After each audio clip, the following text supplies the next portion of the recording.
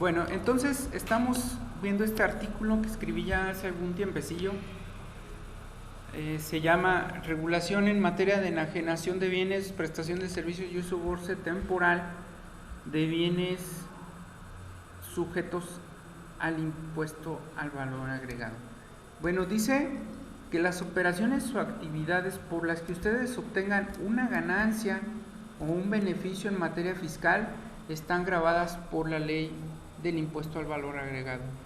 Nuestra legislación ha tratado de abarcar todas las actividades posibles para que sean gravadas por el impuesto al valor agregado.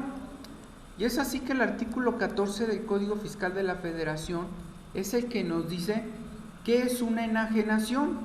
Y respecto a una enajenación, vamos a estar obligados al pago del impuesto al valor agregado. ¿Estoy correcto? ¿Sí? Entonces nos dice el artículo 14 del Código Fiscal qué se entiende por enajenación. Dice, toda transmisión de propiedad, o sea, cuando yo te doy algo a tu propiedad, ¿sale? Aunque me reserve el dominio. ¿Qué quiere decir que me reservo el dominio? ¿Qué entienden por eso? Que todavía lo puedo usar, que todavía puedo utilizarlo, que todavía puedo tener la facultad sobre ese bien. ¿Estamos?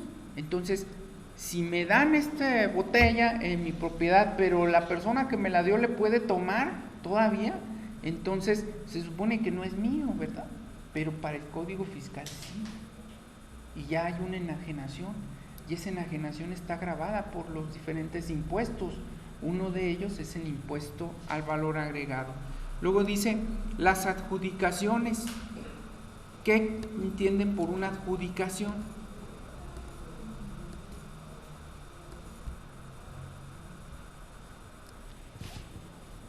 Una adjudicación. ¿Cuándo me adjudico algo? Cuando me apropio de él, sea a título gratuito o sea a título oneroso, y entonces estoy sujeto a cumplir con el pago de impuestos. Cuando yo me lo adjudique, me lo puedo adjudicar incluso de manera lícita o ilícita. Entonces, desde el momento en que lo adjudique, tengo que pagar impuestos. Fue lo que le pasó a esta persona que ahora sale en la televisión. Se adjudicó un dinero, ¿sí o no? ¿Fue ilícito, sí o no? ¿Sí? Sin embargo, se entendió que era una enajenación por la cual tenía que pagar contribuciones y no lo hizo. Entonces está sujeta a un pago de contribuciones y a un delito de evasión fiscal. ¿Por qué? Pues porque para efectos del código eso se entendió por una adjudicación. Estamos cuando compró a través de varias personas un cuadro, o cuando compro a través de diversas personas un cuadro, pero a fin de cuentas el cuadro me lo llevan a mí, a mi casa, y yo en mi casa lo cuelgo ahí en la pared, me lo estoy adjudicando, aunque quienes realizaron las operaciones son diversas personas. En ese sentido yo estoy obligada a pagar contribución. Se entiende como enajenación, ¿sale? Luego dice, cuando yo aporto a una sociedad o asociación, igual, si ustedes se fijaron en todas las triangulaciones que hizo esta persona, aportaba a sociedades dinero ilícitamente. Entonces se entiende por enajenación, o sea, venta, ¿sale? La que se realiza mediante el arrendamiento financiero. ¿Cuál es o qué es la figura del arrendamiento financiero? Díganme cómo opera. El arrendamiento financiero es una estrategia fiscal que muchos usan, que de hecho ya por ahí está un poquito limitada, ¿verdad? ¿Qué es el arrendamiento financiero?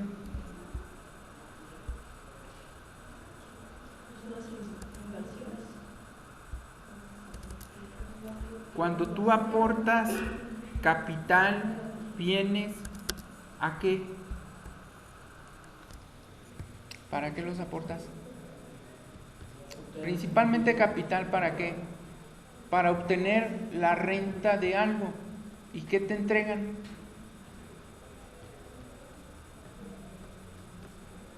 te entregan con el arrendamiento?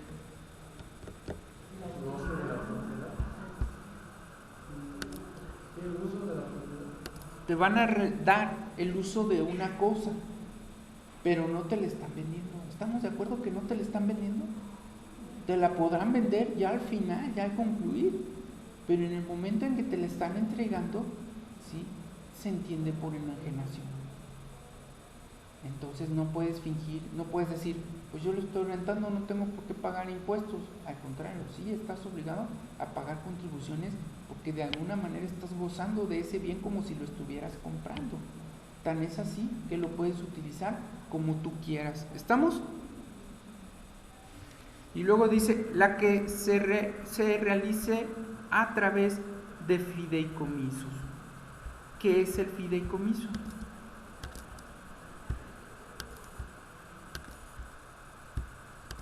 Díganme qué es el fideicomiso. Ahí también aportas un capital, puedes aportar bienes. ¿Para qué? ¿Con qué finalidad?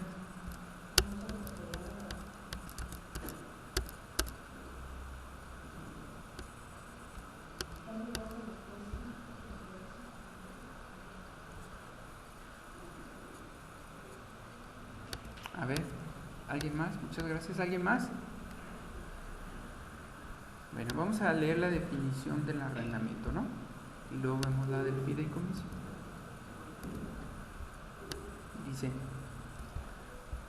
para efectos fiscales, arrendamiento financiero es un contrato por el cual una persona se obliga a otorgar a otra el uso o goce temporal de bienes tangibles, o sea, de cosas que se pueden tocar, a plazo forzoso. Sí, yo pienso que también pueden ser intangibles, pero aquí el código dice que tangibles, ¿verdad? Obligándose a liquidar en pagos parciales como prestación una cantidad de dinero determinada o determinable que cubre el valor de adquisición de los bienes, las cargas financieras, los demás accesorios y adoptar al vencimiento del contrato alguna de las opciones terminales. ¿Qué es esa opción terminal? De que me puedo adjudicar el bien o que simplemente me pueden dar una bonificación respecto a ese bien. ¿Sale? Eso es arrendamiento financiero. Creo que no hay problema ahí, ¿verdad? Ahora, ¿qué es fideicomiso?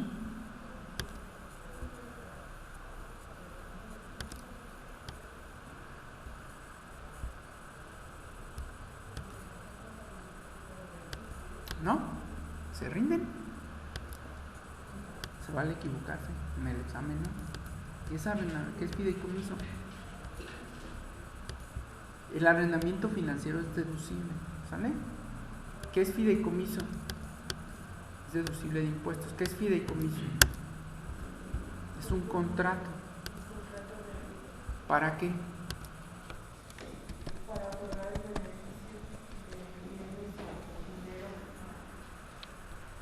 Yo doy dinero para aportarlo a un fin determinado y esa institución a la que aporto el dinero o negocio al que aporto el dinero se va a encargar de aplicar el dinero a la finalidad que yo pretendía. Entonces yo voy a aportar 1,000 millones de pesos a un fideicomiso para pagarles a ustedes su colegiatura y todos sus estudios aquí en la universidad. Pero no se beneficia en ningún momento del gasto, es como voluntad. ¿Sale? Hay personas que hacen el fideicomiso sí para beneficiarse, entonces voy a hacer un fideicomiso con la finalidad de que de ese dinero después yo me pague mi colegiatura. Entonces hay un intermediario que es el que se encarga de cumplir con la finalidad que tú pretendías al momento de que aportaste ese capital. ¿Sale? Entonces, ¿qué te dice la ley? ¿Qué te dice el código? Si tú aportas a un fideicomiso, se va a entender que estás enajenando. Bueno, ¿qué efecto tiene una enajenación? Una enajenación tiene la finalidad de que tú vendes una cosa y recibes un ingreso, ¿verdad? Entonces el código te dice, pues eres muy listo, tú quieres usar estas figuras para que no te genere ingreso, pero fíjate que no, para mi código estas figuras te van a representar un ingreso. Porque no creo que estés haciendo el fideicomiso nada más de buena voluntad, ¿verdad? Aparte tiene que haber una finalidad de dónde se saque ese dinero. Exactamente, todo eso. ¿Hecho? Entonces te dice el Código Fiscal que cualquier fideicomiso va a tener un fin de que tú pagues impuestos. ¿Sale? ¿Alguna duda? ¿Dudas? En esta cuestión del fideicomiso, bueno, me ingresa, como dijo el ejemplo ahorita, tengo 1,5 millones, paso 1 millón al fideicomiso, ¿sería deducible y sobre mi medio millón aplicaría lo de los impuestos? Puedes deducir a cierto grado el fideicomiso. ¿Sale? Dice ahí, solo en los siguientes casos. Cuando cuando el fideicomitente designe o se obliga a designar fideicomisario diverso de él, siempre que no tenga derecho a readquirir del fiduciario los bienes. ¿Qué quiere decir? Cuando en el fideicomiso yo aporto el dinero, pero no voy a tener ningún beneficio, va a tener el beneficio el otro. En el ejemplo que yo les dije, yo voy a hacer un fideicomiso para pagarles a ustedes su colegiatura. ¿De quién es el beneficio? ¿Mío o de ustedes? Entonces tengo que pagar impuestos, es una enajenación. ¿Hecho? ¿Sale? Dice, en el acto también va a considerarse fideicomiso cuando en el acto el fideicomitente pierda derecho a readquirir los bienes. ¿Sale? Entonces, si yo ya después al final del fideicomiso yo ya pierdo todo, se entiende por una enajenación, que estoy vendiendo, ¿sale? En lugar de que estoy ganando algo. ¿Hecho? ¿Alguna duda? Siguiente, la cesión de los derechos. ¿Qué es una cesión de derechos?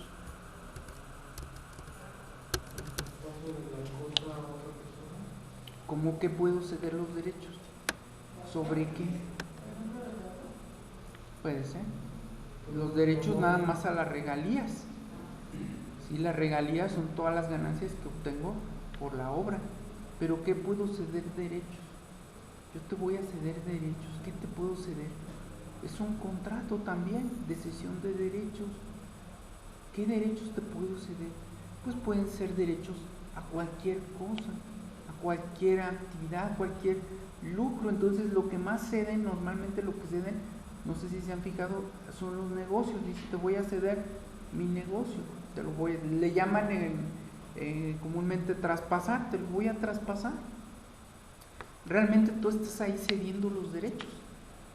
Y al momento de que cedes los derechos, se entiende que estás enajenando y tienes que pagar impuestos. ¿Sale? Enajenación simple y pura es de que tú otorgues un bien a una persona y esa persona te pague un dinero. Pero hubo, les digo, vivales que dijeron, vamos a usar esta figura para que no sea compraventa, para que no sea enajenación y así no pagamos impuestos. Y entonces el código las empezó a regular. Entonces, si cedes un derecho, de todos modos vas a tener que pagar contribuciones. ¿Sale? Entonces, la aportación de un socio a una sociedad también causa IVA. Cuando tú das aportaciones extraordinarias, dices tú, cuando tú aportas extraordinariamente a una sociedad, pues se supone que sí estás sujeto a impuestos. Porque para empezar, ¿de dónde sacaste ese dinero? Y lo aportas a una sociedad. Para la sociedad se considera ingreso. ¿Hecho? De todo lo que les estoy diciendo, tú puedes meter deducibles. Los deducibles los vamos a ver más adelante. De entrada pagas impuestos, esa es la regla, ¿no? Pero ya después vas a poder meter tus deducibles. ¿Estamos? ¿Está claro?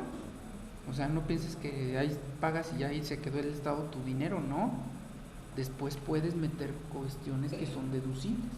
Ok, me tomaste esto como enajenación, sí, pero va a ser deducible de impuestos.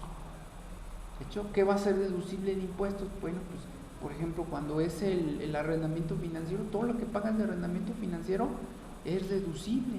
Nada más que de entrada pagas el IVA, ¿verdad? Que es el principal que pagas. ¿De hecho? Pero después lo puedes deducir el IVA con otros conceptos diferentes que tú metes. Entonces, primero para el socio fue ingreso, lo aporta a la sociedad, para la sociedad es ingreso, pero pueden meter deducibles. Pero la sociedad es una persona distinta. Y acuérdate que los impuestos se pagan por persona, sea física o sea moral. ¿Estamos? Hay unas reglas de las aportaciones de los socios que creo que vamos a ver más adelante. ¿Hecho? Entonces, las cesiones de derechos también, ¿verdad? Creo que ahí no hay problema, no hay tanto conflicto. Transmisión de dominio de un bien o de un derecho para adquirirlo a través de enajenación de títulos o cesiones de derechos que lo representen. Cuando yo vendo acciones, entonces si yo vendo una acción, se entiende por enajenación. Si transmito cualquier bien, si transmito el dominio, o sea, si te digo, ¿sabes qué? Bueno, pasa mucho en las parejas, ¿no? Si el esposo, por ejemplo, compra el bien, compra un carro, se lo usa él, lo usa él, pero dice, ¿sabes qué? Te voy a poner el carro a tu nombre. ¿Sale? No, pues es que yo quiero tener un carro a mi nombre. Ok, te lo voy a poner a tu nombre, no hay ningún problema. Y entonces el marido, por darle gusto a la esposa o a la pareja, le pone el carro a su nombre. ¿Qué está haciendo? No se lo está vendiendo, ¿verdad? Le está cediendo el dominio de ese carro. ¿Sale? Entonces, ¿qué es lo que pasa ahí? Pues que se va a ver sujeto a impuestos, porque de alguna manera para el código se entiende por enajenación. Aunque se lo hayas dado gratuito, lo que sea, para mí es una enajenación, y así sucesivamente. Entonces, si ustedes se fijan, ninguna figura jurídica se escapa al pago de impuestos. Todo contrato, como ustedes lo están viendo, como lo van a ver, todo contrato, sea verbal o sea escrito, genera pago de contribuciones. Aunque el contrato no tenga por finalidad ingresos. ¿De hecho? Hay contratos que no tienen por finalidad ingresos. ¿Sale? Ahora, hay figuras jurídicas que no están tan gravosas en materia de impuestos, que normalmente son las donaciones. Generalmente las donaciones tienen privilegios. ¿Hecho? Pero de ahí en más otras figuras jurídicas van a tener repercusión. Dice, las enajenaciones de acciones, pues creo que no hay problema, ¿verdad? O los derechos sobre acciones, pues también. ¿Sale? Transmisión de derechos de créditos, proveedurías de bienes, servicios, también. Te transmito un derecho a un servicio. ¿Sabes qué? Pues yo tengo derecho, porque ya le pagué a un constructor, de que me diera mantenimiento en mi casa. Y ya se lo pagué, ya me dio la factura, pero ya no quiero que me arregle mi casa. ¿Por qué no lo aprovechas tú? Te lo paso y que te arregle la tuya. ¿Sí? Entonces, ¿qué pasa ahí? Pues se entiende por una enajenación. ¿Sale? Bueno, y fíjense, en la práctica todas estas figuras jurídicas no pagan impuestos, las personas no los pagan, porque la autoridad no se da cuenta, no tiene la autoridad la forma de darse cuenta de estos actos. ¿Estamos? ¿Sale? Ni celebramos contrato, ni dejamos documento, nada. Entonces todas estas sesiones que son por debajo del agua normalmente están libres de impuestos ilegalmente. ¿Hecho? Mientras no, una de las dos personas no declara, ya está como delación, y en el momento de que yo lo declaro y el proveedor me informa la autoridad, me dice. Hay veces, todavía no se dan bien cuenta, pero bueno, va a llegar un momento en que ya nos van a tener un poco más control, pero más. Ahorita todavía hay algunas salidas.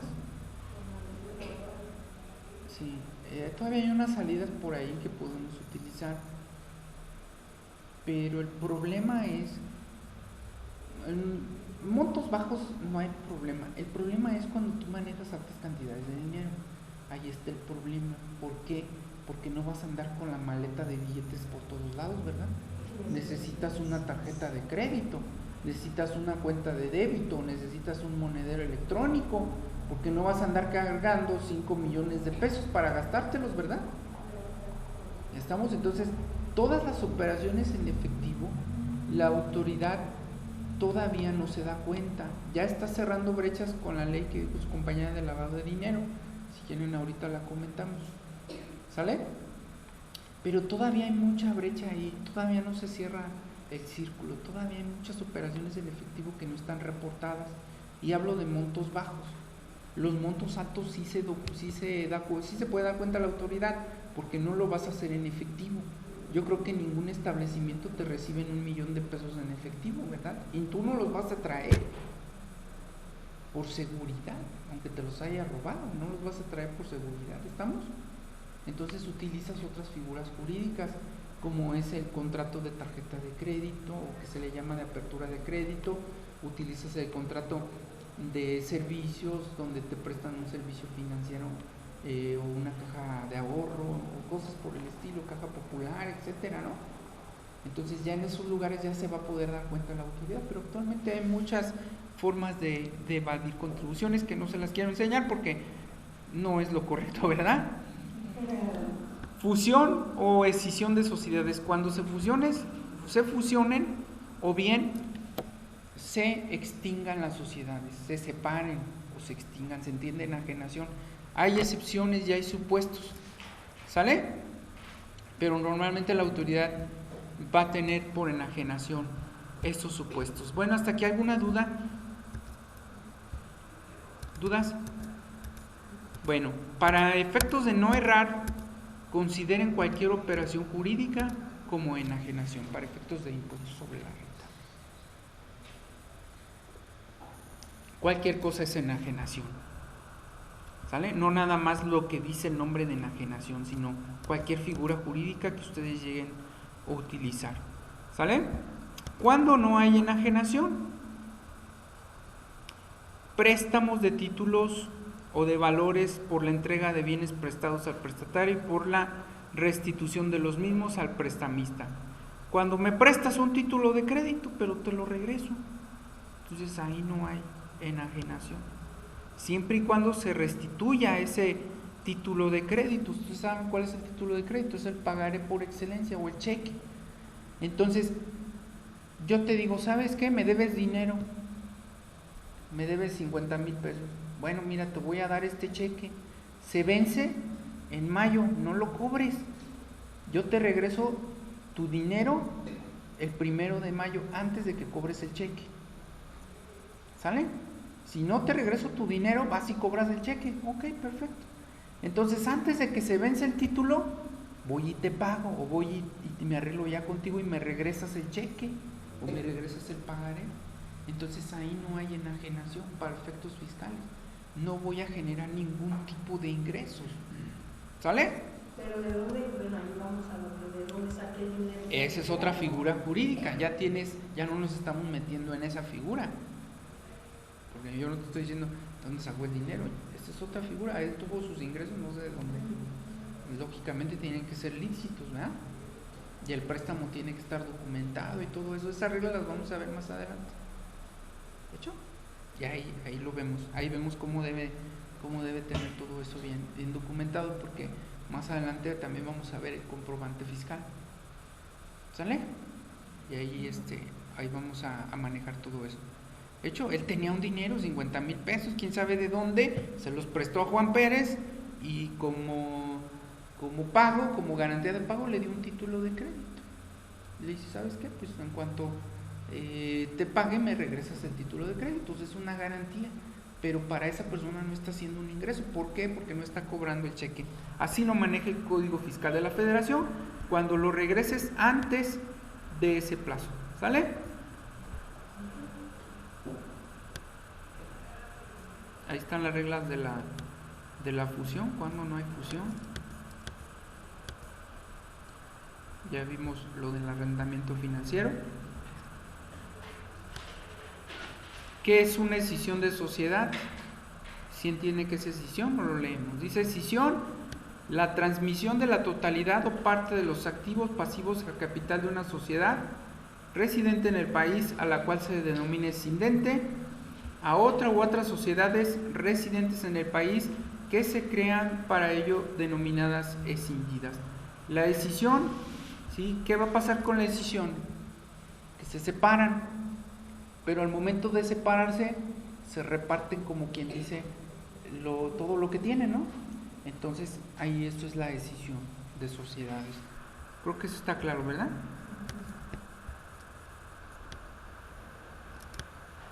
Y lo que comentaba de su compañera, regalías. Regalías son los pagos por cualquier clase o por el uso o goce temporal de patentes, certificados de invención o mejoras, marcas, nombres comerciales, derechos de autor, obras literarias, artísticas, científicas, películas, grabaciones de televisión. Esos son regalías. ¿Sale?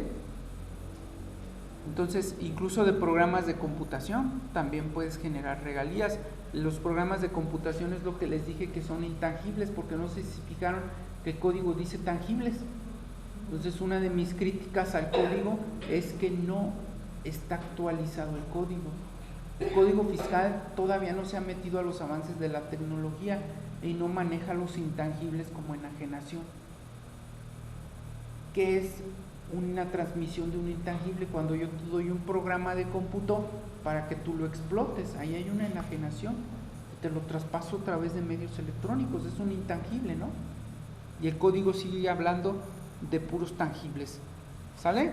Entonces ahí están, son las regalías. Las regalías normalmente tienen un límite de exención de impuestos, ¿verdad? Hasta cierto límite no pagan impuestos los que obtienen las regalías. Pero ya cuando se ceden los derechos por las regalías, yo considero que sí ya están obligados a pagar contribuciones por la cesión de derechos, porque ya se considera como ingreso para esas personas y no son los autores. La exención que habla las disposiciones fiscales es para el autor, no para los que tienen cedido los derechos, porque ellos no crearon la obra intelectual. ¿Estamos? ¿Sale?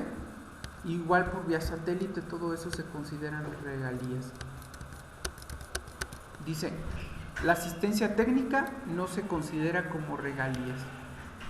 La asistencia técnica es un servicio personal. ¿Hecho? ¿Alguna duda? Y luego el código nos habla en su artículo 16 de las actividades empresariales. ¿Qué es una actividad empresarial? Esto lo vamos a manejar más adelante, nada más que quiero que lo repasen. Cuando veamos ISR, voy a manejar las actividades empresariales. Ahorita les comento nada más cuáles son las empresariales. Acuérdense que una actividad empresarial puede ser desarrollada por una persona física o por una persona moral. No piense que porque se le denomina empresarial es con una empresa. No, también hay personas físicas que funcionan como una empresa.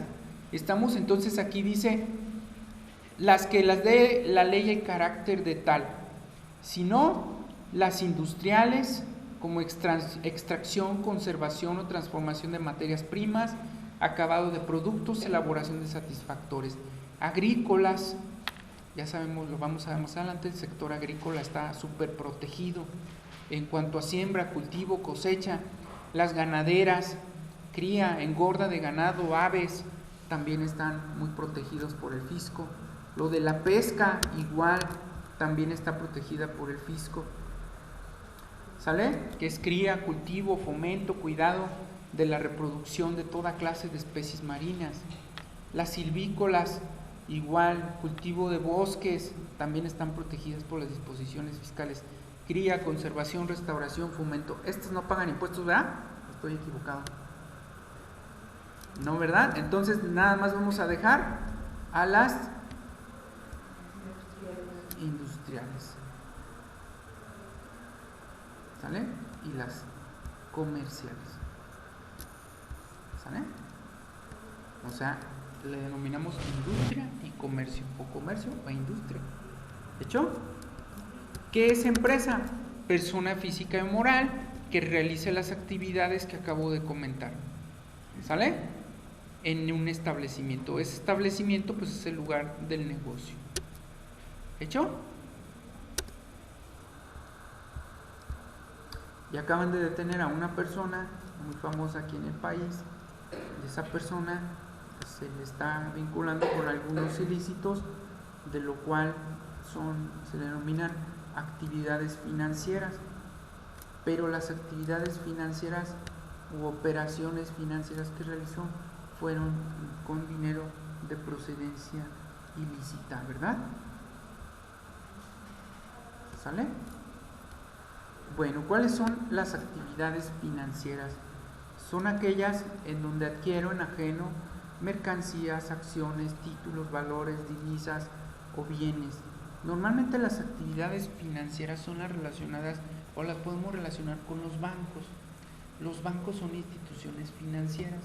Entonces esta persona realizó operaciones a través de instituciones financieras que se consideraron ilícitas, no porque no las podía realizar, sino porque el dinero de donde extrajo, o el dinero que extrajo para realizar esas operaciones no era bien habido. Ese es el problema.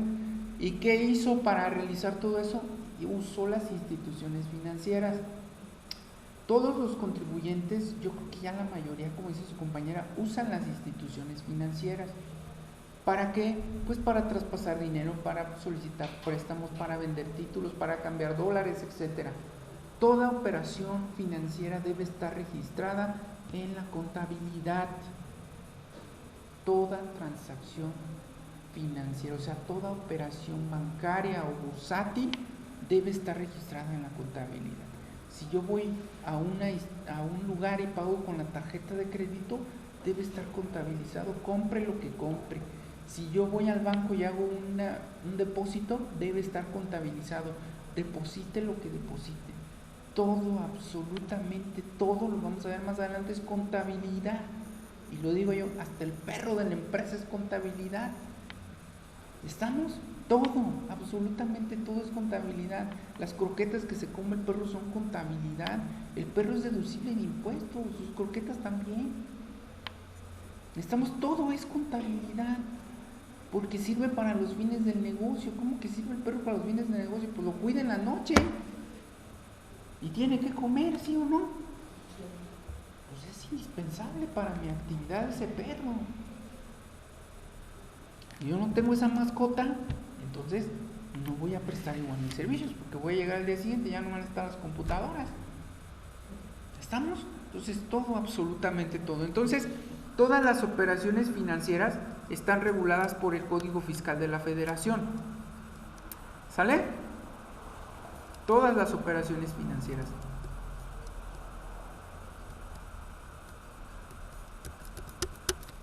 ¿Y dónde se realizan las operaciones financieras o todas las enajenaciones? ¿Dónde realizo los actos jurídicos por los cuales estoy obligado a pagar contribuciones? ¿Dónde se realizan? En el mercado. Ya, caray, como que en el mercado ahí venden frutas, verduras, piñatas, etcétera. ¿Qué es eso del mercado? Si el mercado inició porque ponían las personas puestos en la vía pública y ahí otras personas llegaban y las intercambiaban por otros productos. Eso fue el mercado. Ahora el mercado ya no es así. Ahora el mercado está con una tendencia a que sea 100% virtual. Y estamos con que el mercado ahora es electrónico. Y métanse ustedes al dichoso mercado libre. Es un mercado. Y se realizan operaciones que están grabadas por impuestos. Entonces, ¿qué es el mercado para efectos del código? La Bolsa Mexicana de Valores. ¿Sí? Ahí está, bolsas de valores. ¿Hecho? Ahí está, para efectos del código. Pero nosotros ya sabemos que hay otro tipo de mercados. ¿Sale? Hay otro tipo de mercados, que son los lugares donde se intercambian y venden productos. El mercado es un área, es un lugar en donde se realizan las operaciones mercantiles y por las cuales tengo que pagar contribuciones. Y están sujetas al Código Fiscal de la Federación y a las demás disposiciones tributarias. De tal manera que si ustedes se fijan, se supone que todo en materia tributaria está controlado, ¿verdad? Y que de todo tengo que pagar. Pero vemos en la vida real, en la práctica en México, que no es así. Hay muchas personas que no pagan impuestos, a pesar de que exista la regulación. Muchas veces por desconocimiento, otras veces lo hacen por quererlo hacer llevar de contribuciones. Pero todas las personas que no pagan contribuciones y están obligadas caen en el supuesto de la ley que vamos a ver más adelante, por el cual pueden ser sujetas a un encarcelamiento. ¿Y qué pasa con el encarcelamiento en materia fiscal? Pues para que te dejen salir tienes que pagar los impuestos. Paga los impuestos y sales, no te preocupes. Entonces, si son 40 millones y todos te los gastaste, porque pues no los tienes ahorrados, porque si los tuvieras ahorrados, pues generar intereses y a lo mejor hasta los intereses son deducibles y sigues teniendo el dinero, ¿verdad? Entonces no los tienes. ¿De dónde vas a pagar los 40 millones para salir del ilícito? Pues no vas a poder, ahí te vas a quedar hasta que se cumpla tu condena. ¿Estamos? Entonces esa es la delicadeza del derecho penal fiscal. ¿Alguna duda?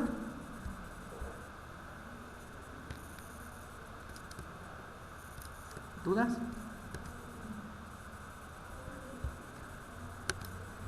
¿No? Bueno, y estábamos en lo de las promociones. Creo que no tienen duda respecto a las promociones. Me salí del contexto porque quería comentarles respecto a esos temas particularmente importantes y actuales que existen, y todo se deriva del Código Fiscal de la Federación y todo está ahí regulado en este código. Pero regresamos al tema, nos quedamos la clase anterior y está el material del video respecto a los derechos y obligaciones. El primer, más bien obligación, es que cuando tú te tengas que dirigir con la autoridad fiscal, tienes que hacerlo por escrito, ya sea impreso o electrónico. Todavía es impreso, todavía no llegamos al 100% electrónico en materia tributaria. Y cuando te dirijas a la autoridad, tienes que hacerlo en un documento que debe de seguir ciertos lineamientos. Y repito, debe decir el nombre, razón social, tu domicilio fiscal, a quién lo diriges, tu RFC, qué pretendes, cuál es tu propósito o tu dirección de correo. ¿Cuáles son los escritos más comunes de este tipo que yo he visto? Son dos. Primero, el más importante que he visto es cuando tú solicitas una prórroga.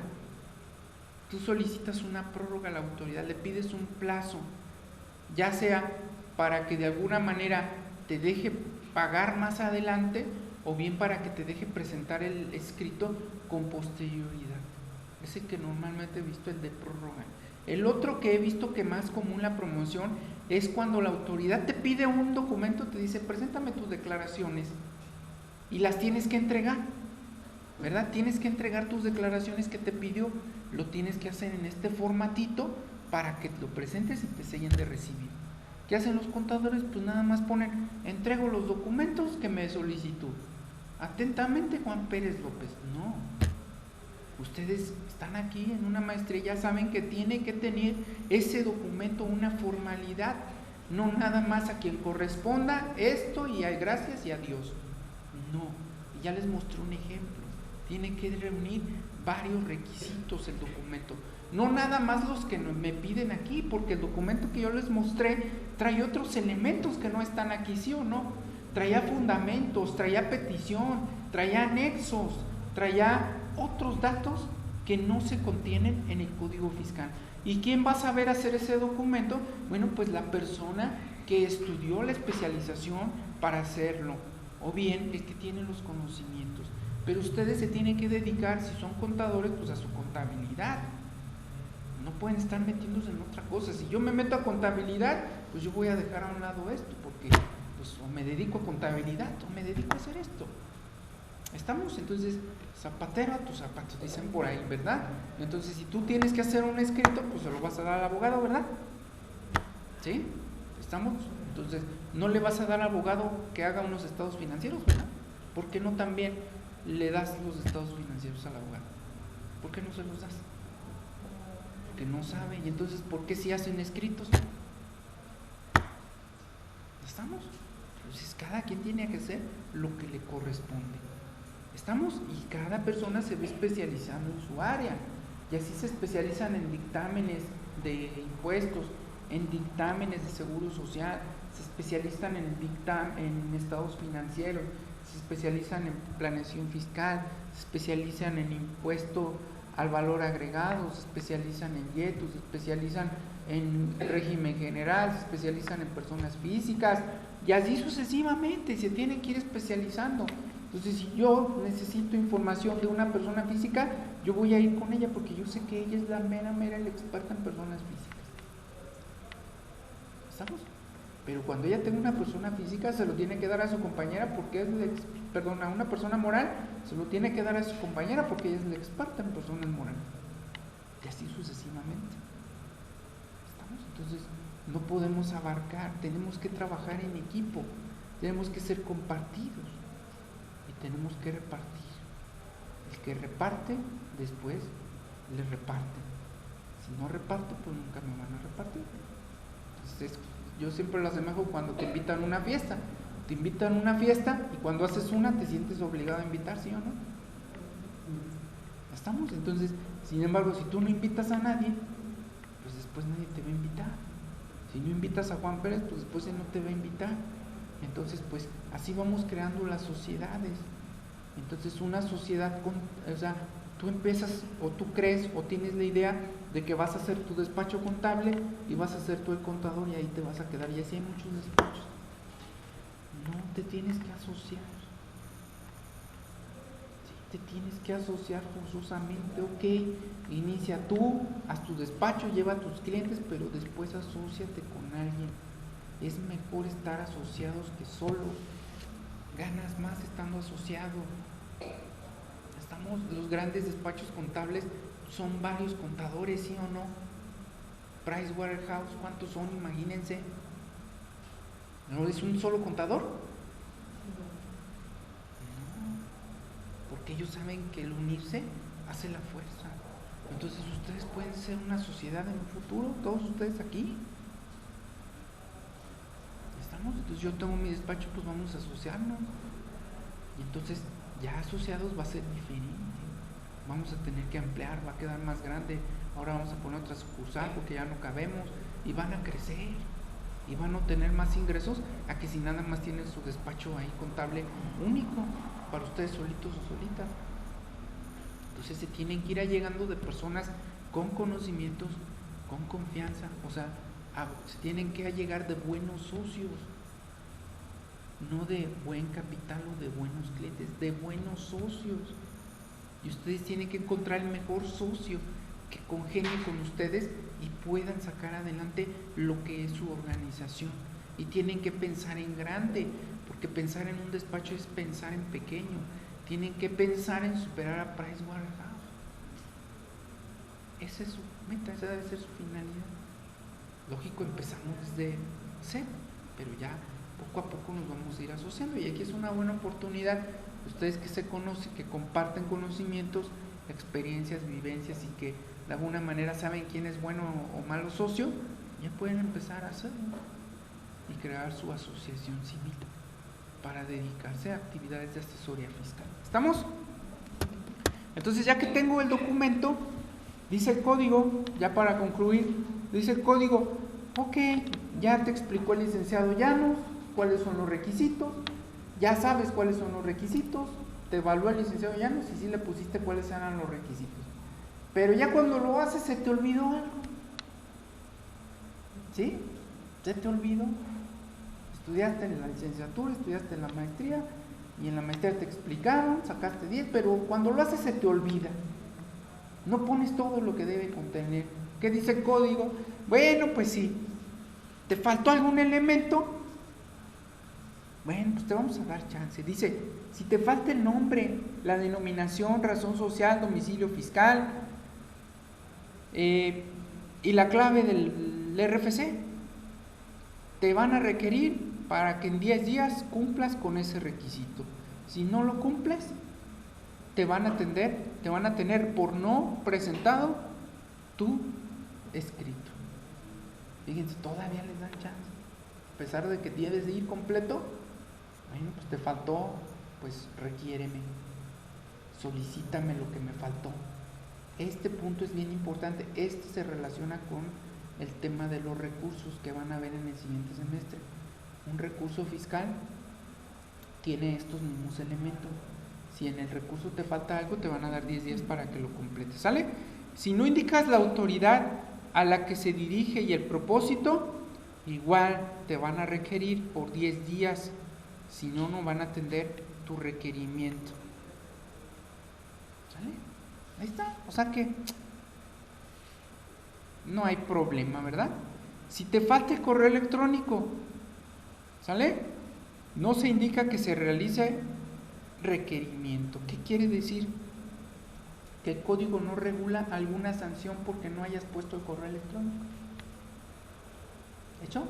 No sé si se acuerden que hay un artículo de la Ley Federal de Derechos del Contribuyente que dice que no estoy obligado a aportar ¿qué?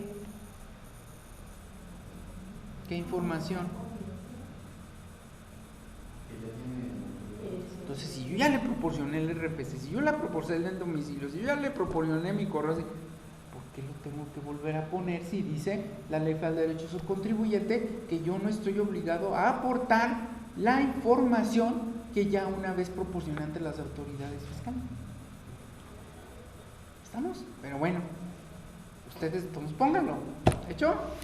¿Sale? Entonces, no dice que me van a requerir. Entonces, si no pongo el correo, me van a tener por no presentada esa solicitud o ese escrito. Entonces, el correo electrónico, es decir, véanlo como que obligatorio, ¿eh? ¿Sale? Domicilio para ir a recibir notificaciones y nombre de la persona autorizada. ¿Qué quiere decir? Que voy a indicar que alguien reciba la notificación por mí, ¿verdad? ¿Sale? ¿Qué pasa si no la pongo? Dice aquí que me van a requerir, pero ojo, por favor, ¿dónde me van a requerir si no lo puse? ¿Dónde?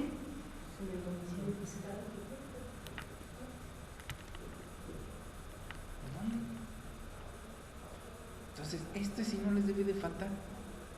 Y su compañera, pues en el domicilio fiscal, bueno, pero se supone que normalmente cuando hacemos en escrito le ponemos el mismo, ponemos el domicilio fiscal y es el mismo para recibir notificación. Entonces no me puede faltar el domicilio, por favor, ese sí pónganlo, ya sea el fiscal o el domicilio para recibir notificaciones. ¿Cómo le redactamos ahí?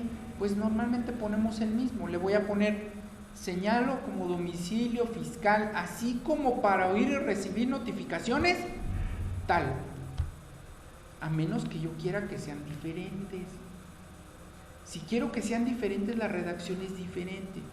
Si ves, es distinta. Le voy a poner como domicilio fiscal, tal. Así como para oír y recibir notificaciones, el ubicado en tal. ¿Sale? ¿Estamos? ¿Está claro? Bueno, dice que en caso de que yo no conteste, se da por no presentada. ¿A eso me va a llevar alguna sanción?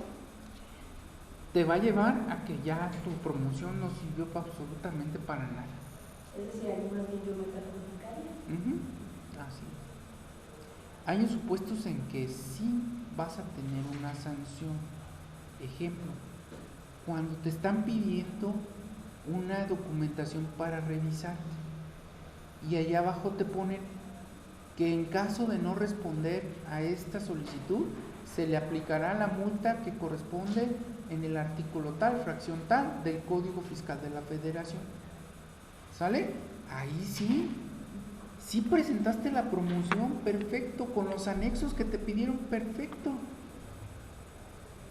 pero te faltaron elementos y te requieren y no contestas en los días del requerimiento, en los 10 días del requerimiento. ¿Qué va a pasar?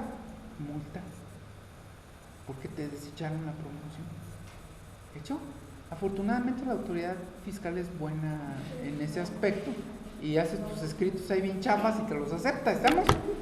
¿Sí? Pero ustedes ya no los tienen que hacer chafas, ya no tienen que hacer un escrito feo, porque ya son maestros y maestras en fiscal. Entonces ya son especialistas. Y como especialista lo tienes que hacer bien, lo tienes que hacer correcto, no te debe faltar ningún elemento, ¿estamos? Y además se va a ver la diferencia con alguien que no tomó este curso y con alguien que sí tomó el curso. Quien no tomó el curso, pues lo va a hacer al aventón, quien sí tomó el curso, lo va a hacer bien padre con todos los elementos que estoy comentando. Y no le van a faltar, porque sabe las consecuencias de la falta de un elemento de estos escritos, ¿estamos? Tienes que anexar escrituras o poderes, ¿sale? Y los tienes que acompañar ahí al escrito. Si no los ahí muy importante, los tienes que mencionar, aunque no los anexes. Si no los mencionas y tampoco los adjuntas, se te tiene por desechada tu promoción. Entonces, por lo menos los tienes que mencionar, aunque se te olvide ponerlos ahí. Entonces, anexo a este escrito el acta constitutiva de la sociedad. Y chin, se te olvidó ponerla. No importa, te van a requerir. ¿Sale? Pero si nunca la mencionaste y no la anexaste, perdiste tu derecho. No te van a requerir. Si no la mencionas, no te van a requerir. ¿Estamos? ¿De qué te requieren? Si no pusiste algo, ¿de qué te van a requerir? No pusiste la escritura. ¿Sale? Entonces, en esa no te requieren. De hecho, solo cuando la mencionas, te requieren. Pero si no la mencionas, no te van a requerir. ¿Estamos? ¿Alguna duda? Si no usaste la forma oficial aprobada, ya no aplica tanto, ¿verdad? La autoridad te va a requerir que lo hagas en la forma respectiva. Si la firma no es legible o dude la autoridad que sea auténtica, ¿por qué? Pues porque la autoridad ya tiene documentos firmados por ti y el que presentas como que está dudosa la firma, entonces duda. Entonces te van a requerir para que en 10 días vayas a la oficina con tu identificación y firmes la promoción o la ratifiques. ¿De hecho? 10 días te van a dar. ¿Sabes qué? Está dudosa tu firma o pienso que no eres tú. Vas a tener que venir dentro de 10 días, el día que quieras, con tu identificación para que ratifiques y firmes el documento. ¿Hecho? ¿Dudas? Y volvemos a poner, ya por último para irnos, la promoción normal. ¿Alguna duda?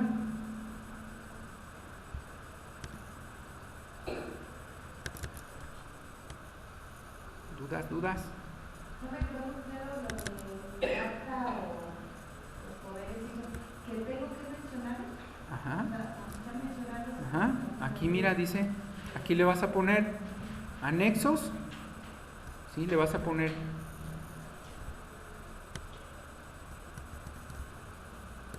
acá. ¿A quién se dirige? Juan Pérez López, con domicilio ubicado en correo electrónico, domicilio, autorizando, ¿sale? Si eres persona moral, vas a poner que eres su representante y le vas a poner aquí lo que acredito con el poder que anexo a la presente. Ahí está, ya lo mencioné.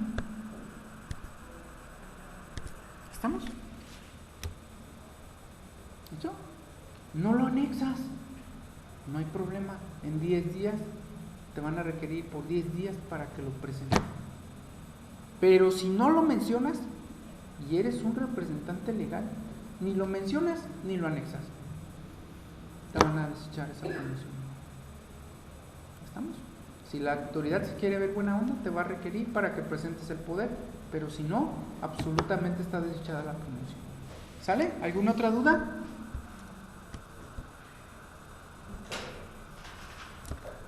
¿No? Bueno, entonces, por el día de hoy concluimos con la clase. ¿Sale? Aquí está la otra promoción. Ya está más bonita. Se supone que así tiene que quedar, y la voy a imprimir a colores.